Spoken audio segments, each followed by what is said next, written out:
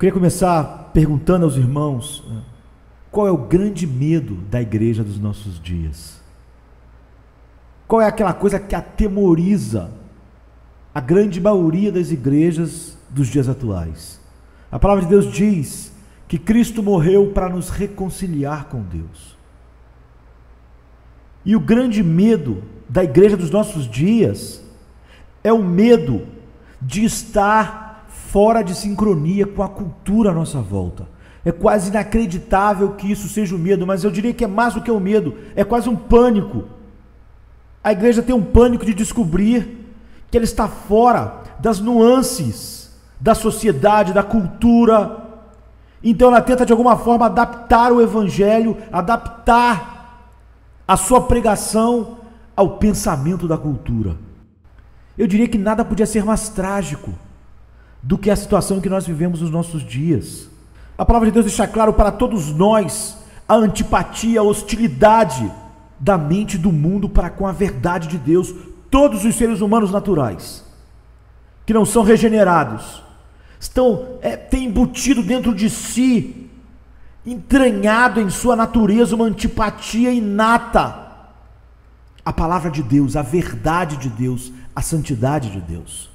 Então, se você toma como seu propósito, eu tomo como meu propósito, descobrir uma maneira de sincronizar a cultura com a palavra de Deus, com a mente de Deus, nós vamos ter que subestimar a mensagem de Deus e naturalmente nos rebelarmos contra Ele. Nada é mais sério nos nossos dias, nada é mais sério do que cortejar o favor do mundo, porque nos coloca em conflito com Deus. Nós ficamos no lado oposto ao qual Deus está. A palavra de Deus não poupa palavras, ela usa a palavra mais dura possível para qualquer homem, qualquer mulher, qualquer igreja que tente fazer isso, que tente fazer essa sincronia. Tiago 4, capítulo 4, diz: adúlteros e adúlteras, não sabeis que a amizade do mundo é a inimizade de Deus? Portanto, qualquer um que quiser ser amigo do mundo, constitui-se inimigo de Deus, inimigo de Deus, inimigo de Deus. Esse é o lugar onde a igreja que quer sincronizar-se com o mundo se coloca, no lugar de inimigos de Deus. Se você acha a linguagem de Tiago dura demais, é porque você já está muito sincronizado com o mundo. Então você fica chocado com a palavra de Deus, com a verdade de Deus. Mas quer fiquemos chocados ou não, o que a Bíblia diz é que ao se tornar amigo do mundo, você se torna inimigo de Deus, porque Deus é inimigo do mundo não convertido. Deus é inimigo do mundo não regenerado, é inimigo do seu pensamento, do seu sistema, é inimigo das suas atitudes, das suas disposições, da sua conduta, da sua ideologia.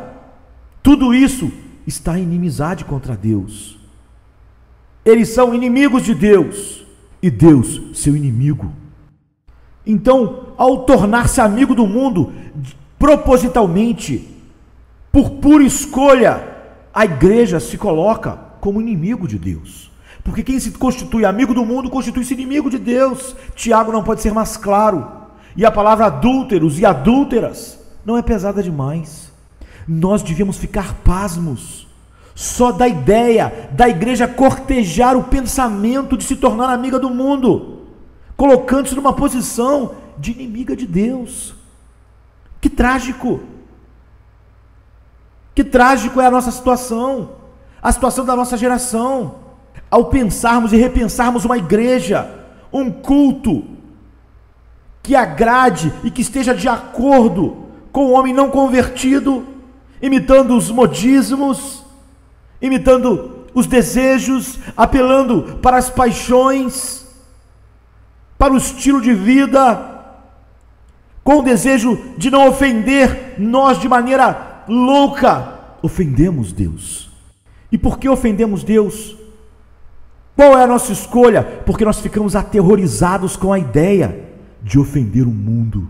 Desse ponto em diante, querido, não importa mais todo o esforço que for colocado em tudo que fizermos, essa motivação nos coloca no lado oposto de Deus e nos coloca num lugar trágico de tentar convencer o mundo que os cristãos não são tão diferentes dos homens não cristãos, que os regenerados são muito parecidos com os irregenerados. Isso porque nós queremos ter uma mente aberta, queremos ter um discurso politicamente correto. E isso foi tão massificado em nossas mentes, que nós compramos a ilusão de que o Evangelho pode ser tornado algo que o mundo ame com seus corações ante Deus. Essa é uma forma de negar completamente aquilo que a Bíblia afirma sobre o homem natural. O homem natural resiste ao Evangelho porque ele odeia o Evangelho. Porque eles estão vivendo em antipatia para com Deus, em antipatia para com a verdade de Deus. Então eles precisam de regeneração. Há uma parede de antipatia entre o homem natural e Deus. E antes que o homem possa ter uma relação com Deus, essa parede tem que vir abaixo. A parede da rebelião tem que ser destruída. E atacar essa parede de rebelião é a função da nossa pregação. Em vez de ocultarmos aquilo na palavra de Deus que ofende o incrédulo, devemos falar aberta e diretamente sobre isso. Porque é exatamente onde essa rebelião está que ela precisa ser destruída, acabada. O que nós temos que entender, queridos, nesses dias, é que sempre houve uma fundamental incompatibilidade irreconciliável entre Deus e o mundo. De tal maneira que Deus diz: se você for amigo de um, você se torna inimigo do outro.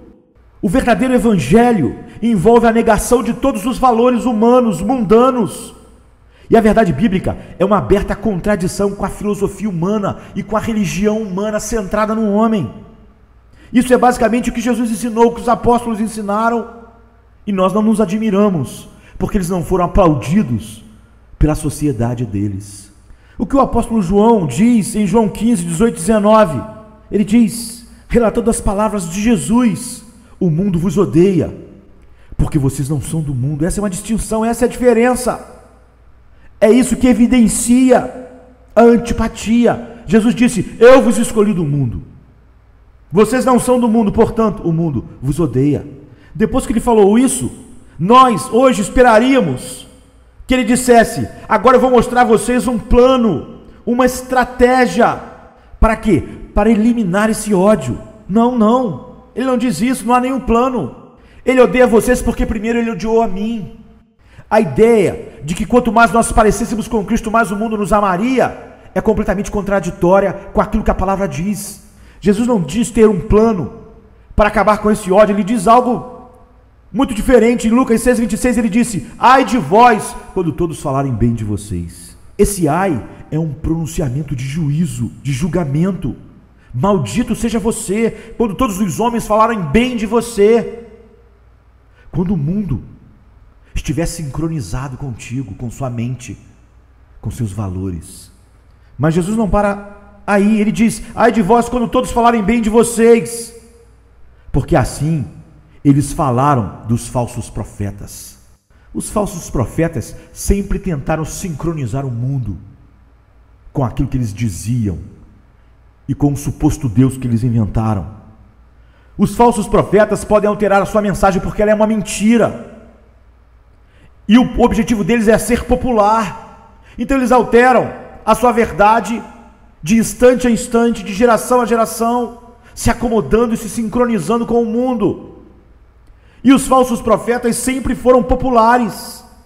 Como o objetivo deles não era a glória de Deus, mas ser popular, quanto mais a mensagem deles ofendessem, pior seria. Então eles eliminavam todo escândalo, toda ofensa. E é por isso que Tiago usa a palavra prostituta, prostitutos. O que a Bíblia diz é: ai de ti, quando as pessoas que não amam a verdade nesse mundo falarem bem de vocês, porque é uma indicação de que vocês se prostituíram, vocês se tornaram adúlteros, se esforçando para ser amigo do mundo e se colocando no terrível lugar de inimigo de Deus, mesmo ostentando o nome de igreja. Jesus diz: porque esse mundo me odeia, eu sou a luz do mundo, por causa das suas obras más, porque eu confronto o mal, seus maus pensamentos, seus pensamentos blasfemos, sua religiosidade centrada no homem, sua má conduta, seu desejo de adaptar Deus ao seu comportamento vil. Então o mundo me odeia. Que acusação você faria a Cristo? Nunca houve um ser humano mais cativante, um ser humano mais maravilhoso, um ser mais perfeito. Ele era o inocente Filho de Deus. Ele era santidade perfeita, amor perfeito, beleza perfeita, compaixão perfeita, mas ele morreu numa cruz. Ele foi assassinado. Esse mundo o odiou. Todas as virtudes que você possa imaginar e que você possa desejar haver num ser humano estavam em Cristo de maneira perfeita e absoluta. Nunca houve uma pessoa como ele. Nunca houve uma pessoa como ele. Santo, perfeito e bom. Então nós devemos imaginar que ele devia ser muito atraente. Mas o ódio por ele não tinha nada a ver com sua personalidade. Não tinha nada a ver com essas características, porque elas eram perfeitas. Perfeito amor, perfeita santidade, perfeita bondade. Então por que ele foi odiado? Esse ódio tinha a ver com o seu confronto com o que eles pensavam, com sua mente mundana, de como eles agiam, com o seu confronto dizendo que eles estavam errados no centro do seu ser e tudo que eles faziam. Eles eram pecadores. Eles eram pecadores indignos. O desprezo que eles tiveram pelo Evangelho, quando viram no próprio Cristo, não era direcionado ao mensageiro, mas à sua mensagem. E é assim que tem que ser. Os homens amam as trevas em vez da luz, porque as suas obras são mais. Qual é a nossa mensagem hoje? O ser humano sequer pode ver a sua maldade, sequer pode ver quão mal ele é. Por quê? Porque ele ama a sua maldade. Ele tem um amor profundo pelo seu pecado. E nós sabemos qual é a reação de qualquer ser humano quando é tocado aquilo que ele ama. João 3, 19 e 20 diz: este é o julgamento, que a luz veio ao mundo, mas os homens amaram mais as trevas do que a luz, porque as suas obras eram mais. Pois quem faz o mal odeia a luz e não vem para a luz, para que as suas obras não sejam demonstradas como culpáveis. Que descrição pavorosa do mundo! Como sincronizar o mundo com Deus, como sincronizar a igreja com a cultura. Eles odiaram a luz porque amaram as trevas, ou seja, eles fazem o que eles querem fazer, eles fazem o que eles se sentem bem, eles pecam como modo de vida e amam o pecado. Portanto, tudo que a mente natural faz dia e noite é criar sistemas que justificam o pecado. Como sincronizar isso com Deus? E por que o homem o tempo inteiro cria sistemas que justificam o pecado? Porque ele não quer sentir a culpa, o remorso, a ansiedade. Ele quer pecar sem ter essas consequências terríveis. Então, para acomodar o seu amor ao pecado, eles desenvolvem justificativas para este pecado, sistemas de pensamento que permitam que a sua conduta possa continuar como ela é, transformando até muitas vezes pecado em virtude. Essa é a verdade, e essa verdade é fixa e imutável. Jesus disse: o mundo vos odeia, porque ele primeiro odiou a mim, e ele me odeia, porque eu digo que as suas obras são mais. Você não pode dizer o mesmo que Cristo, enquanto tenta se sincronizar com o mundo. Então, querido, qual é a nossa responsabilidade no mundo? Amados, qual é a nossa responsabilidade neste mundo? Qual é a nossa comissão? Nós devemos ir ao mundo e pregar o Evangelho, dizer às pessoas tudo o que Jesus nos ordenou a dizer. Em outras palavras, nós vamos continuar o ministério de confronto de Cristo, que confrontou as pessoas que amam seus pecados e desenvolveram sistemas de autojustificação para o seu pecado, desprezando Deus. Nós pregamos para eles, nós dizemos para eles: o seu pensamento é mau, sua conduta é má, o seu destino é horrível, o inferno os espera. Essa é a verdade que nós somos chamados a dizer ao mundo. Mas quem quer sincronizar-se com o mundo não pode dizer isso. E isso não é algo novo. Em toda a história da igreja sempre houve pessoas, líderes, igrejas inteiras que tentaram atenuar a mensagem do Evangelho, suavizar, minimizar, para tentar torná-la menos ofensiva ao mundo, para que pudesse ter uma comunhão com o mundo. Através de toda a história da igreja, nunca houve um momento em que a igreja teve um impacto sobre o mundo, a não ser quando ela confrontou a cultura com a verdade.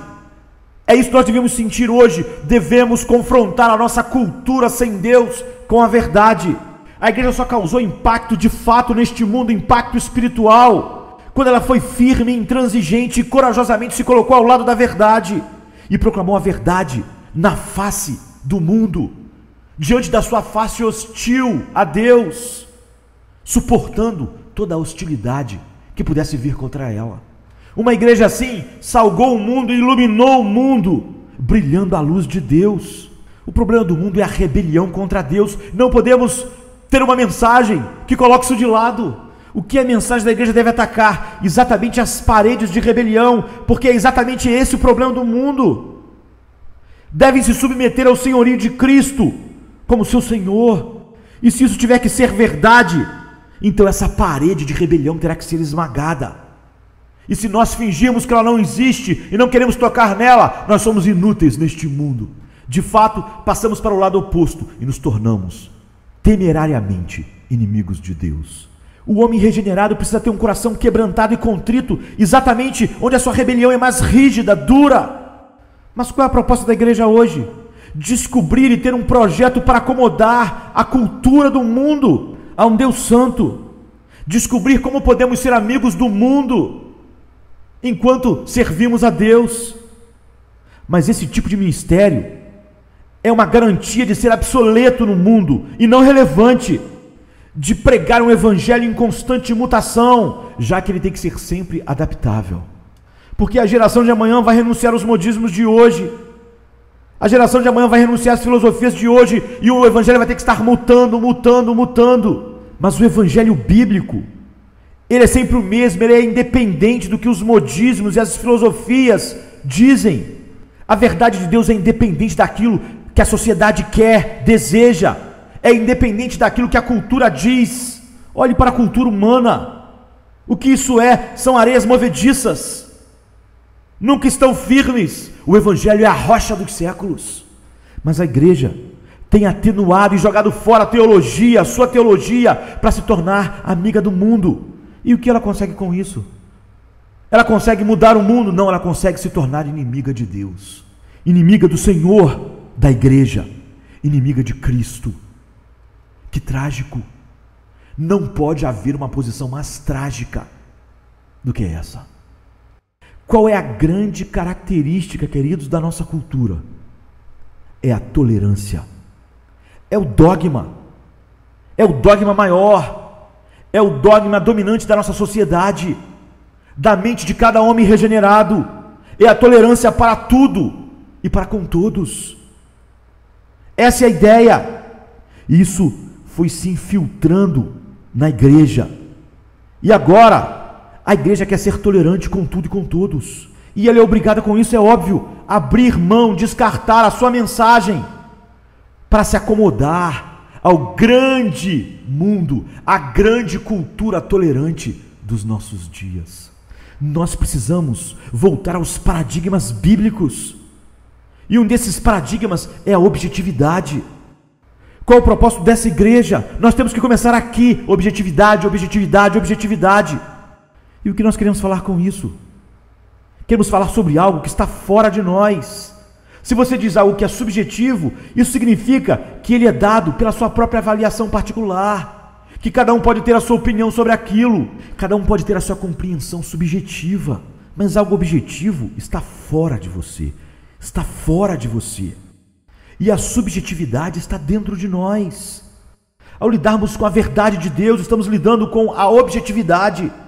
Essa foi a grande descoberta de Lutero na Reforma. A verdade está num livro, ela não está dentro de nós, ela está fora, ela é fixa, ela está num livro. Esse é o primeiro passo, é entender que a fonte da verdade está completamente fora de nós. Isso é a coisa mais importante para ser dita nos nossos dias.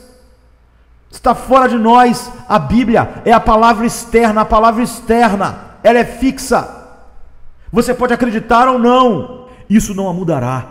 Você pode se sentir mal ou não com ela, isso não a mudará. Ela não está sujeita às suas ideias, não está sujeita às suas interpretações.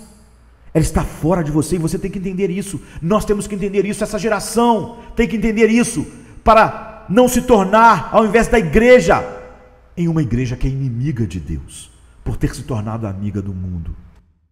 As grandes perguntas hoje são: o que você acha disso? O que você acha daquilo?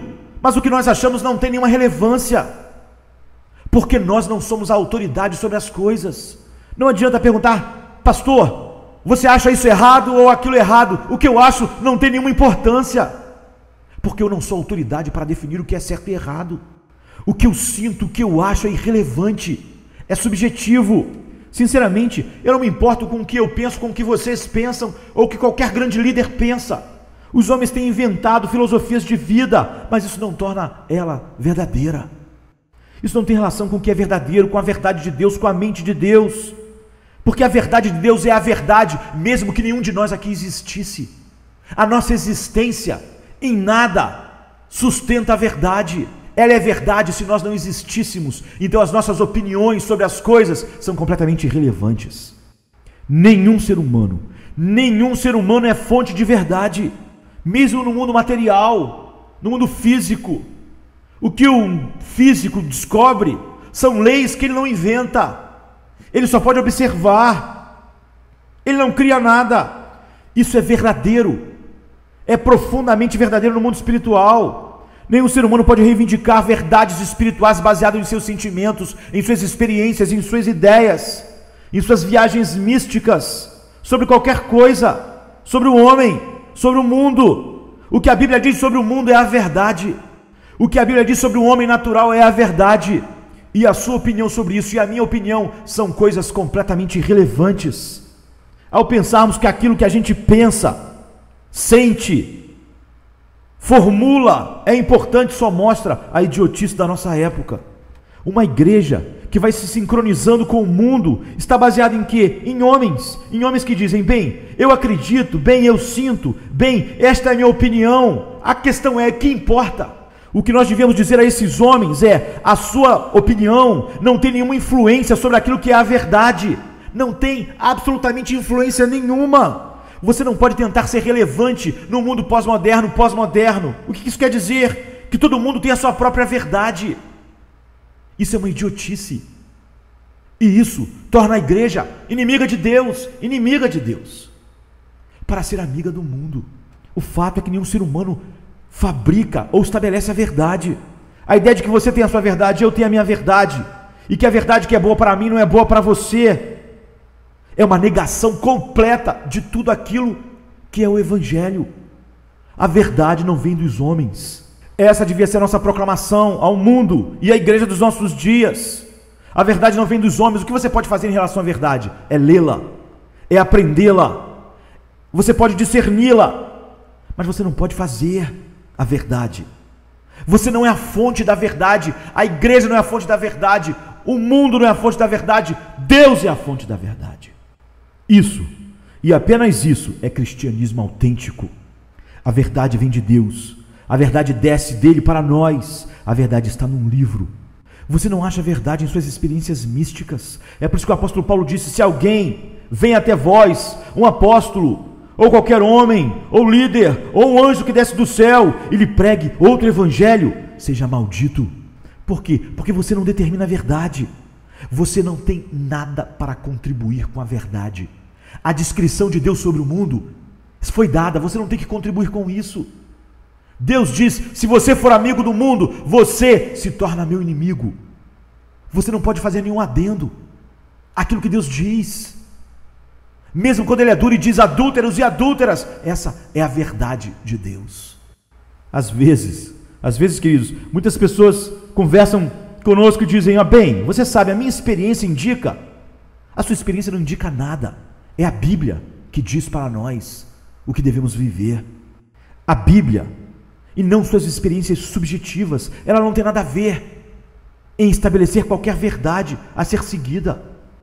Às vezes as pessoas perguntam: pastor, o que você acha do texto que diz que ninguém pode vir a mim se o Pai que me enviou não o trouxer? A minha resposta é o que a Bíblia diz. As minhas opiniões aqui seriam irrelevantes. A pessoa diz: eu não posso acreditar que o ser humano não possa livremente. O que eu tenho para dizer a essa pessoa é o seguinte: você não acredita na Bíblia? Não acredita no que Deus disse? Você acha que o que você acha tem alguma relevância? O que nós temos que entender é que nós não trazemos nada para a verdade, não trazemos nada para a Bíblia, exceto uma mente submissa, uma mente cativa da verdade. Quando você vai à palavra de Deus, é tudo que você tem que levar, uma mente submissa, sem experiência, sem conhecimento de você mesmo, sem as suas opiniões.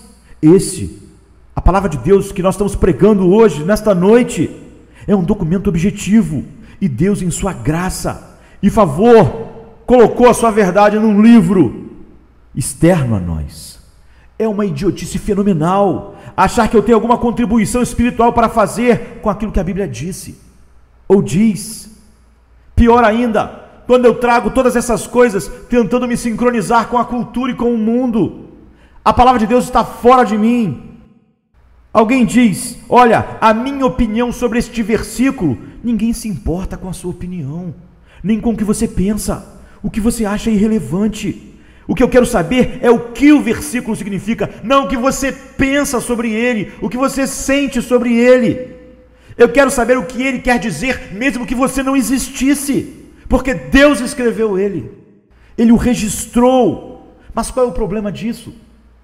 Qual é o problema de pregar o que eu estou pregando nesta noite? Porque isso vai na contramão do mundo pós-moderno, no qual nós queremos nos sincronizar. Mas o fato é que a Bíblia é a verdade absoluta, a verdade fixa, está fora de nós. É a verdade revelada por Deus. A Bíblia não é um quebra-cabeça para você montar. Não é um livro cheio de coisas ocultas. Ela é clara. Mas nós preferimos transformá-la num quebra-cabeças para podermos sincronizar ela às nossas paixões e ao mundo ímpio à nossa volta. Pedro, em sua segunda carta, no capítulo 1, versículo 20 e 21, diz: antes de mais nada, sabei isto, que nenhuma profecia das Escrituras resulta de uma interpretação particular, pois que a profecia jamais veio por vontade humana, mas homens, impelidos pelo Espírito Santo, falaram da parte de Deus. O que isso quer dizer, queridos? O que isso quer dizer? Quer dizer que a palavra de Deus é a verdade, se você viver ou se você não vivê-la. Que a palavra de Deus é a verdade, se você teve uma experiência ou não teve experiência nenhuma. Que a palavra de Deus é a verdade, se a tua intuição diz alguma coisa ou não diz nada. Ela é a verdade em si. Não depende de você, não depende de mim, não depende das suas experiências, não depende das minhas experiências, não depende das nossas opiniões. Nós não temos nada para trazer a verdade, a não ser a nossa mente submissa. E as Escrituras só têm um verdadeiro significado, apenas um.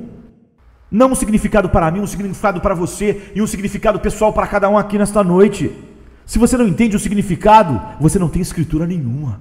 As pessoas dizem: a Bíblia, eu acredito que ela tem a mensagem de Deus. Não, ela é a palavra de Deus, toda ela. Deus colocou o significado lá. Você não traz nada verdadeiro para esse significado das Escrituras. Nossa geração acostumou com pessoas dizendo coisas absurdas do tipo: Deus me disse isso, e me disse que Jesus, e me mostrou isso, me mostrou aquilo, e Deus falou comigo sobre isso e sobre aquilo. Se isso não é o que a palavra de Deus diz, você está dizendo que Deus disse o que Ele não disse. Não há nada mais que Deus vá acrescentar à sua verdade, a palavra de Deus revelada, que está num livro. Essa é a nossa peleja, lutar pela fé que de uma vez por todas foi entregue aos santos.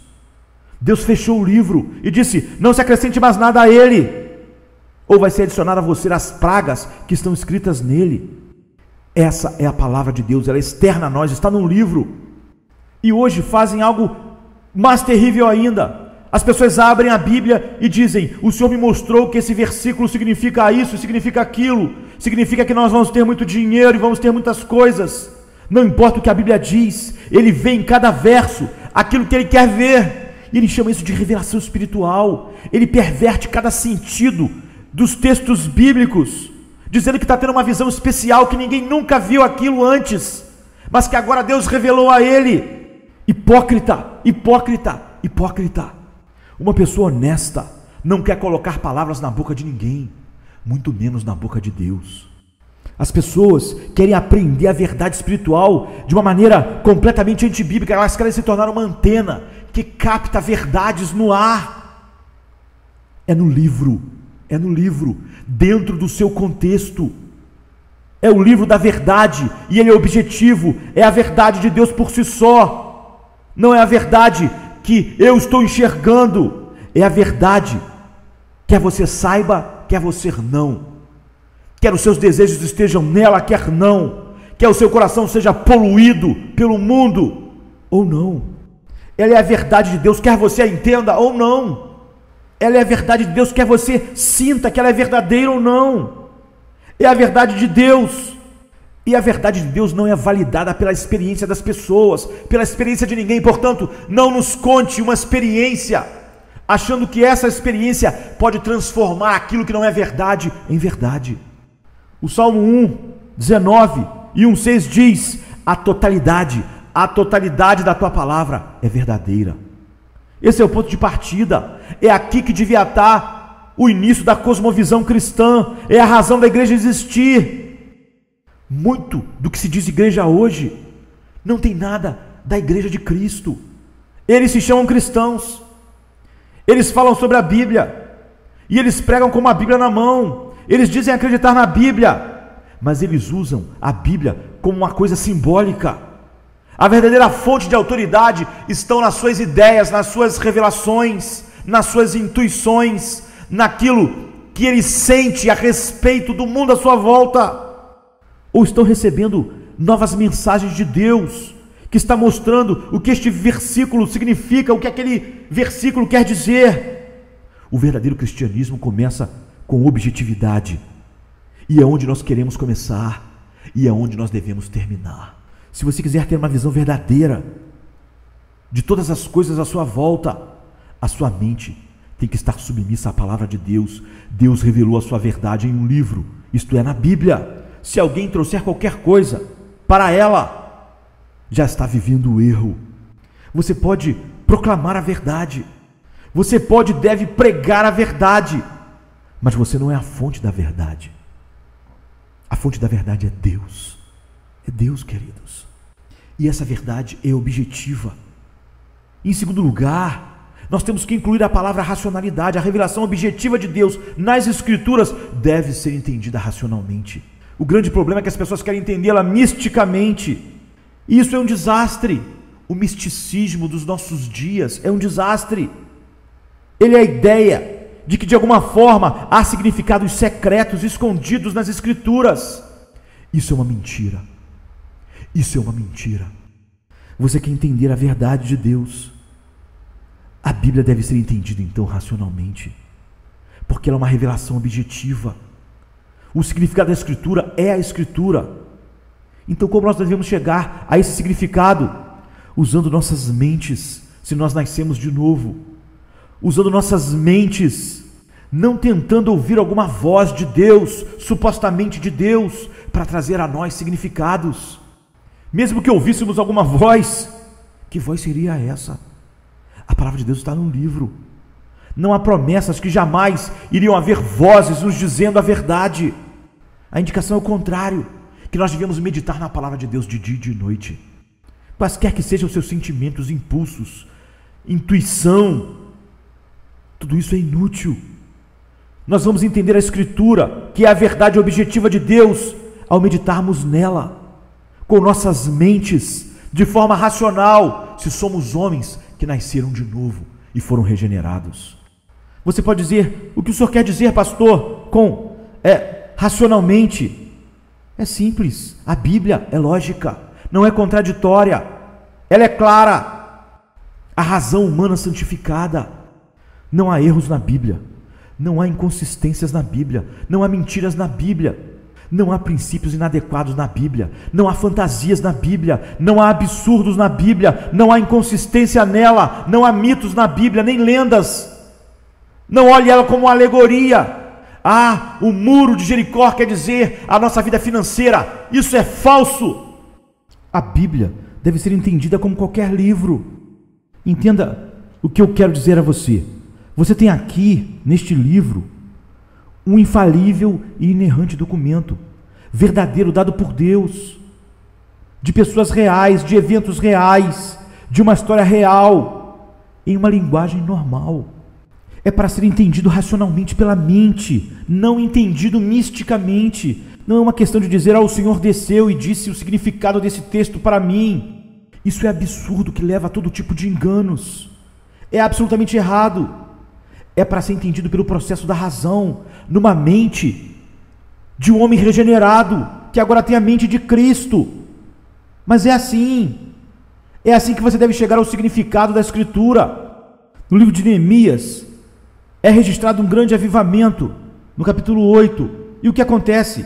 Aquele povo tinha voltado da Babilônia, eles estavam reconstruindo a sua nação, eles tinham perdido tudo aquilo que a palavra de Deus é, enquanto estavam no cativeiro, e agora eles estão de volta, e a palavra de Deus é encontrada, e ela é explanada às pessoas, e a palavra de Deus diz que eles pediram a Esdras, que era um escriba, que lesse a palavra de Deus para eles, e pediram que explicasse a eles a verdade de Deus.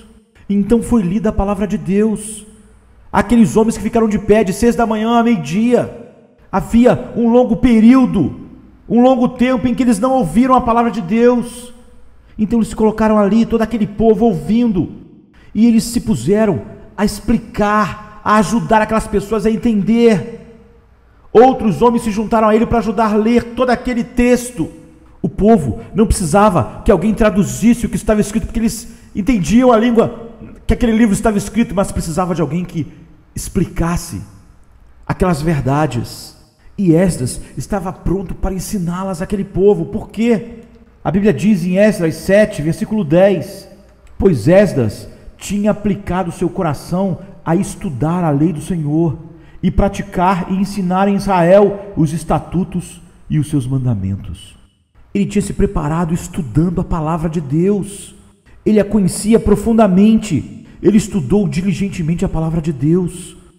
Essa é a grande necessidade, é por isso que Paulo diz a Timóteo, em 2 Timóteo 2, procura te apresentar-te aprovado por Deus, como obreiro que não precisa se envergonhar, que maneja bem a palavra da verdade.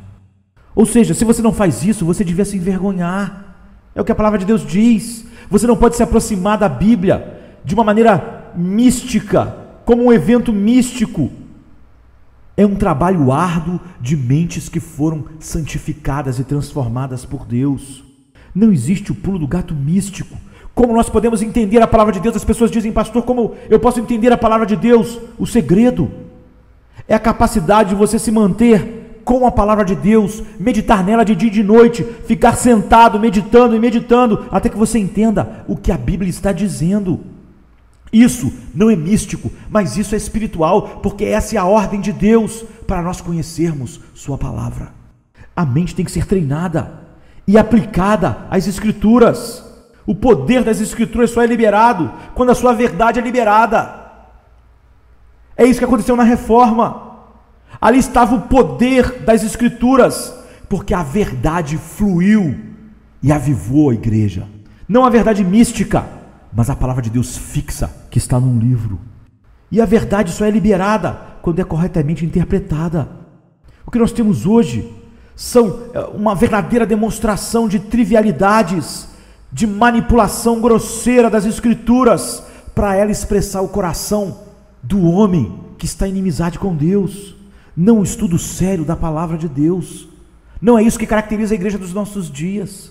A grande multidão de pessoas que estão ensinando, entre aspas, a palavra de Deus, não fazem nenhum esforço de modo a lidar com as realidades profundas da palavra de Deus e certificar-se de que sua interpretação é o que a Bíblia está dizendo. Usam a Bíblia para a amplificação do seu próprio ego, e o seu ego precisa do aplauso do mundo. Se você vai pregar a palavra de Deus, você tem que ser capaz de interpretar a palavra de Deus, a Bíblia, dentro do seu contexto. A Bíblia interpreta a própria Bíblia. Ela não entra em contradições, porque a verdade tem de ser entendida por uma análise cuidadosa de toda a Escritura, Ao perder isso, nós temos agora uma igreja que quer se sincronizar com a cultura à sua volta, se tornando amiga do mundo e se colocando na posição de inimiga de Deus. Nós vivemos no mundo das propagandas de televisão, que tem que dar uma mensagem em alguns segundos, no Twitter, que você tem que escrever uma mensagem com 140 caracteres. Então nós temos tentado fazer um resumo absurdo da verdade de Deus. Não temos uma igreja sedenta para conhecer a verdade de Deus, toda a verdade de Deus, a não ser que alguém consiga comprimir isso em alguns minutinhos. Falta sede pela verdade de Deus. E uma igreja que não tem sede pela verdade de Deus é uma igreja que quer se conectar com o mundo. O evangelho de hoje é achar uma frase interessante, um bom slogan para Jesus. Nós temos que usar nossa mente restaurada em Cristo, a mente de Cristo, para interpretar as Escrituras com precisão. Não há significados secretos, sem alegorias, sem ideias transcendentais, sem vozes divinas, sem interpretações místicas. Essa ideia de que o misticismo tem a verdade, que a verdade vem de dentro de nós, é uma mentira, e é uma mentira diabólica. O misticismo, em qualquer tipo e forma, anula a verdade, anula a verdade. A outra coisa fundamental para a igreja, neste livro que está fora de nós, da verdade de Deus, é a veracidade. Essa palavra devia ser amada, queridos, devia ser amada por todos nós.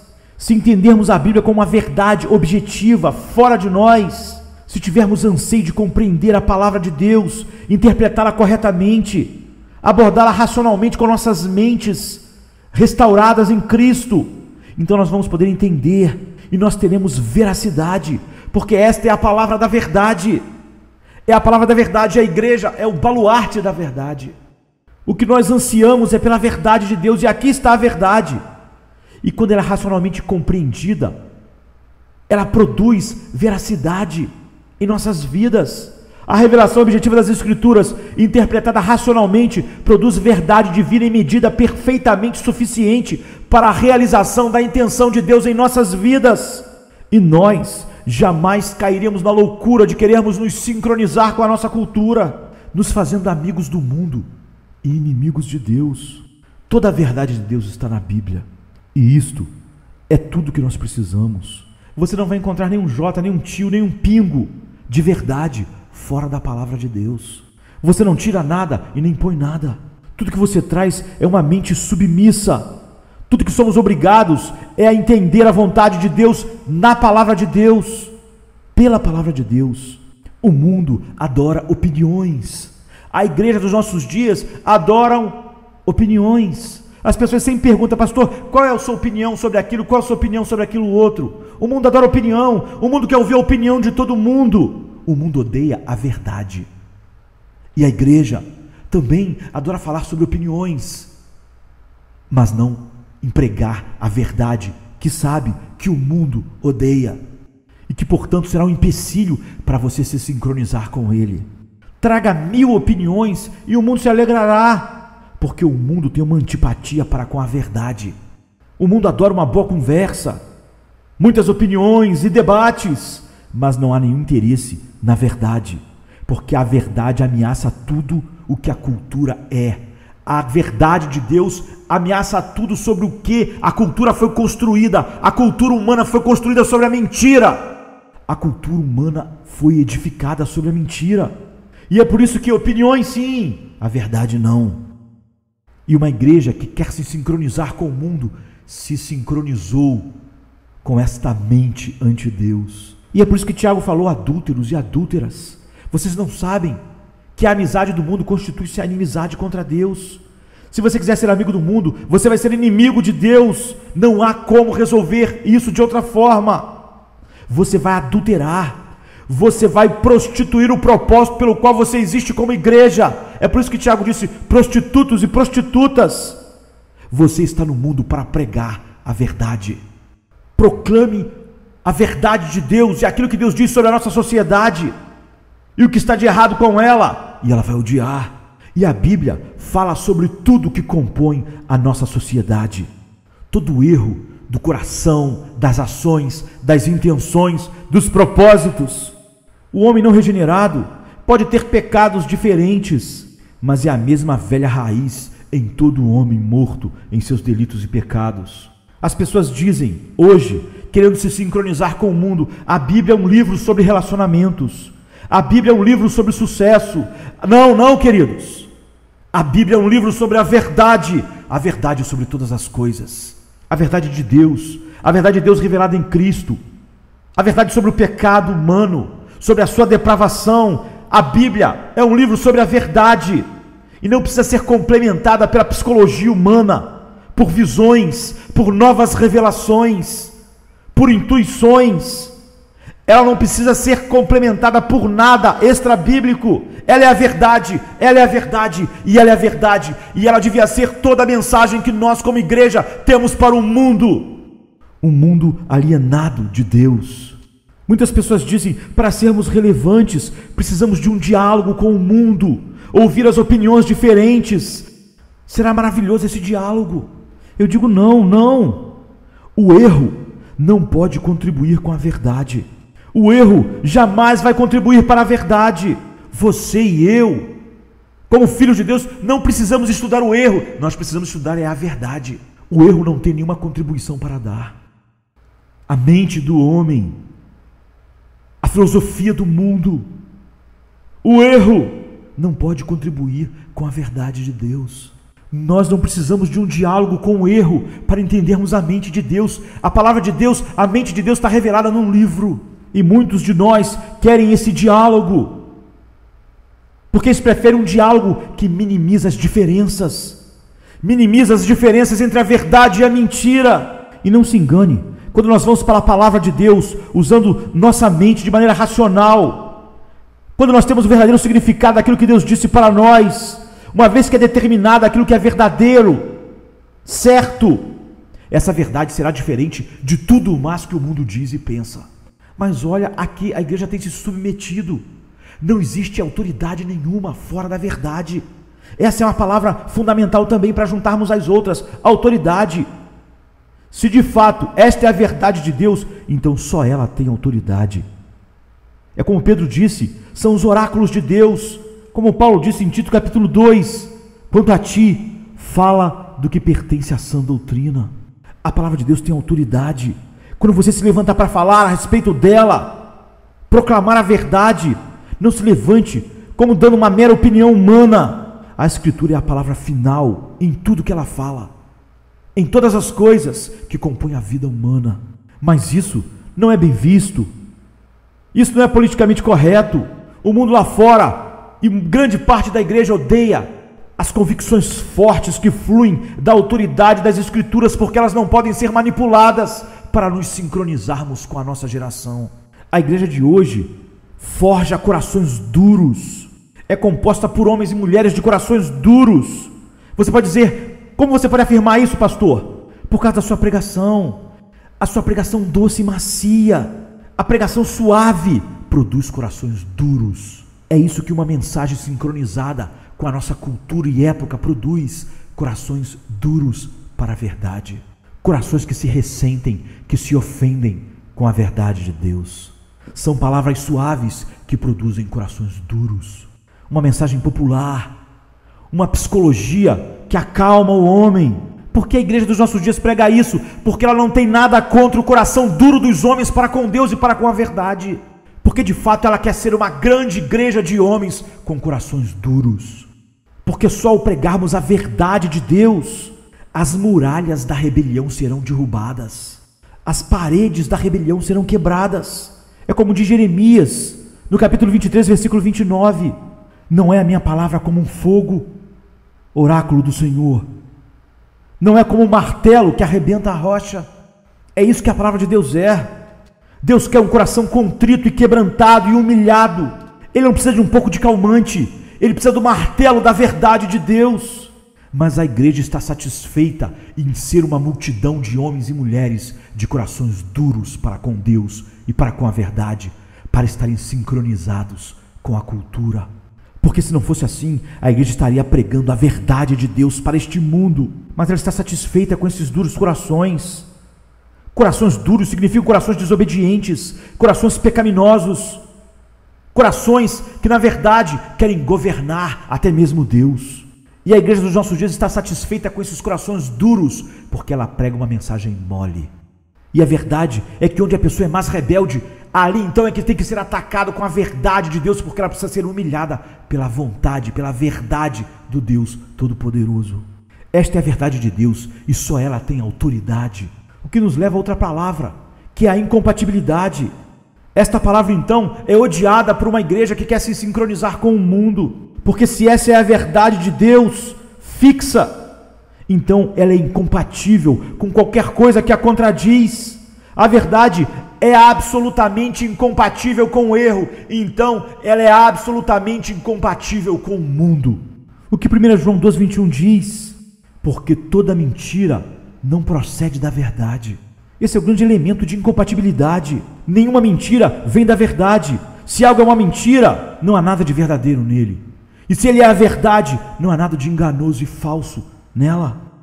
Algumas pessoas dizem: eu creio na doutrina que tudo é pela graça de Deus, mas não há espaço para mais nada. Qualquer coisa será uma mentira. Deus odeia mentiras. Deus odeia mentirosos. Deus odeia os que praticam a mentira. Você não pode compatibilizar a verdade de Deus e a mentira do mundo numa falsa sincronização. Você se tornou inimigo de Deus. Eis a incompatibilidade. Qualquer coisa que contradiz o que a Bíblia diz é a mentira. Não há trégua entre o que é verdadeiro e o que é falso. A verdade, quer você goste, quer não, quer o mundo lá fora goste ou não, quer a nossa cultura goste ou não, a verdade é intolerante com o erro. E isso já faz a nossa cultura odiar a verdade. Nós podemos ser tolerantes com as pessoas, mas nunca tolerante com o erro. E isso fará com que as pessoas reajam, porque a palavra de Deus é incompatível com aquilo que as pessoas e a nossa cultura e o nosso mundo acredita. E assim, queridos, nós voltamos ao início dessa mensagem. A antipatia que o homem natural tem, que os pecadores têm com a verdade de Deus. E no seu afã de se sincronizar com o mundo, a igreja sentiu a necessidade de aceitar o que é contraditório à palavra de Deus, aceitar o mal como o bem. Como diz Isaías 8:20, se eles não falam a lei, a verdade de Deus e os seus mandamentos, não há luz neles, vocês jamais verão a luz da verdade. Eles não podem falar a verdade, porque não há luz neles. Qualquer um contrário à verdade, qualquer igreja contrária à verdade, está nas trevas. Não é compatível, é absolutamente incompatível o mundo e a verdade de Deus. Não pode haver um sincronismo. Isso pode ser ofensivo para as pessoas, porque elas amam o seu pecado, elas amam os seus sistemas de justificar o seu pecado, e a igreja está aqui exatamente para mostrar isso. Então, a grande necessidade da nossa geração, da igreja da nossa geração, é a integridade. Essa é outra palavra que nós temos que acrescentar. Se tudo que a palavra de Deus diz é a verdade, então ela é tudo que eu devo pregar ao mundo. Se eu não pregar toda a verdade, se eu escolher só algumas coisas, se eu tentar pregar sem que isso de fato ofenda o mundo, porque eu quero me sincronizar com ele, eu não sou íntegro, eu quebro a integridade. O que quer que a Escritura diz, eu quero viver. O que quer que a Escritura diz, eu quero pregar, não importa o quanto isso seja ofensivo ao mundo. E é isso que Deus exige de nós, integridade. Nossa função não é procurar construir uma ponte sobre o abismo infinito entre a verdade e a mentira, o mundo e a igreja. Nenhuma união real entre o mundo e a igreja é possível. Quando a igreja se junta com o mundo, ela não é mais a igreja verdadeira.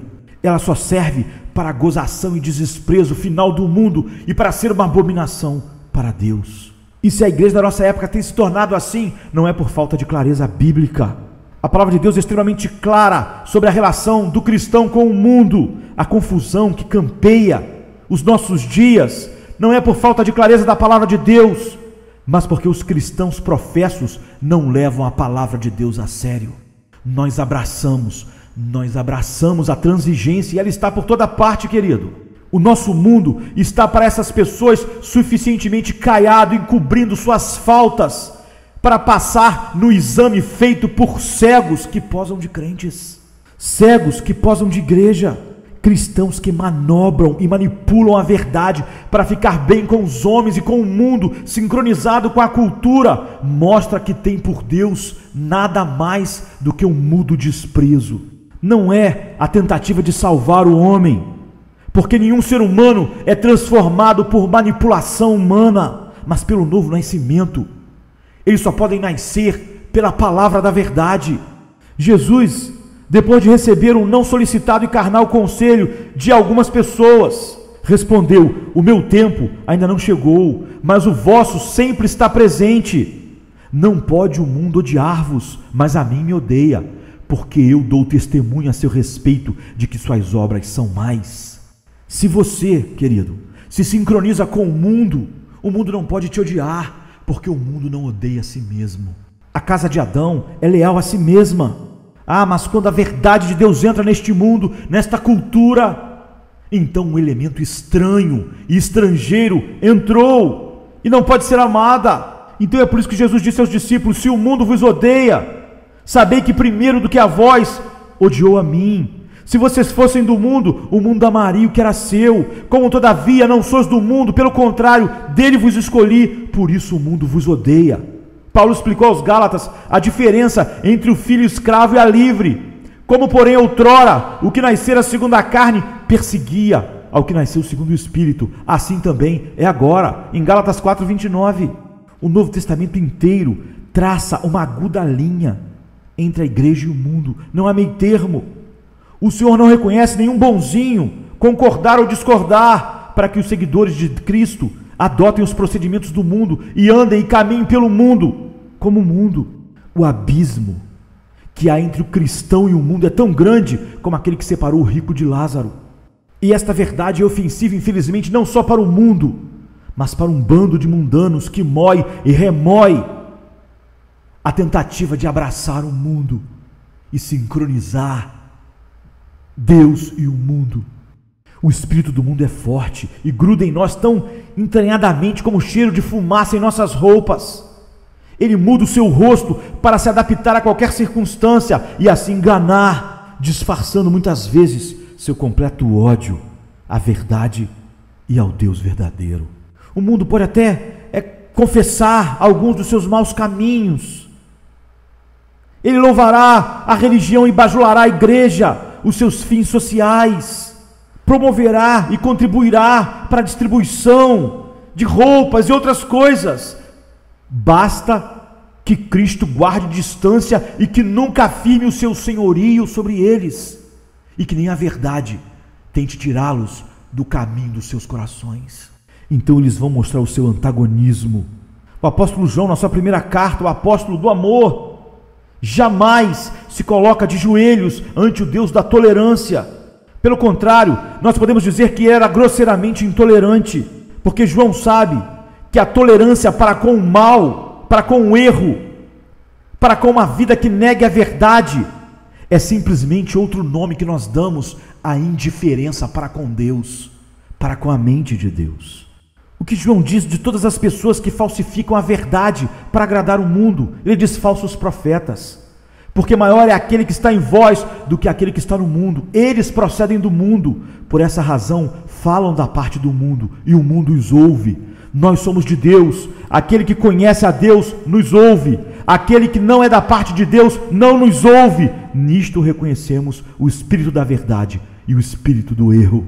E não adianta nós camuflarmos o nosso desejo de sincronia com o mundo debaixo de uma paixão pelas almas, de um amor pelas almas, porque nenhuma declaração de amor pelas almas pode transformar o mal em bem, o erro em verdade. O que faz isso não é o amor pelas almas, mas um desprezo por Deus.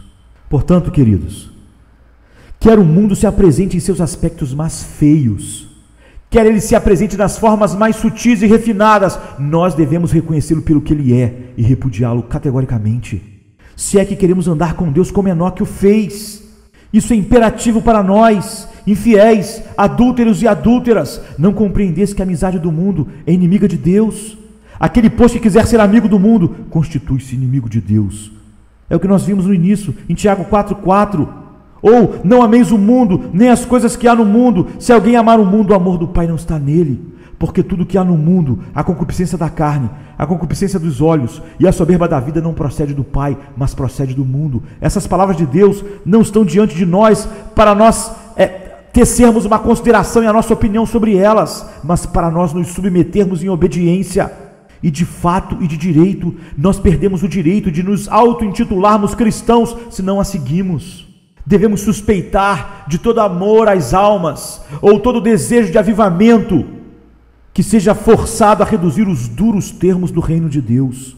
Não importa quão atraente pareça o movimento e as ideias, se não se baseia na retidão, se não é fruto de mentes humilhadas diante da verdade de Deus, não é de Deus, não é de Deus. Se explora a carne e seus apetites para atrair, não acredita no poder soberano do Espírito Santo, no poder da verdade de Deus para libertar, e não deve receber nenhum apoio de um homem que verdadeiramente é temente a Deus. Como eu disse, cortejar o favor do mundo é a pior coisa que alguém que se diz igreja pode fazer, porque é se colocar em claro conflito com o próprio Deus. Como diz Tiago, adúlteros e adúlteras, ou prostitutas, vocês não sabem que a amizade do mundo é inimizade contra Deus? Portanto, quem quiser ser amigo do mundo, faz de si mesmo inimigo de Deus. E esse é o pior inimigo que uma criatura podia ter: Deus. Deus nos livre do espírito da nossa época. Vamos ficar de pé. Vamos orar? Vamos orar a Deus.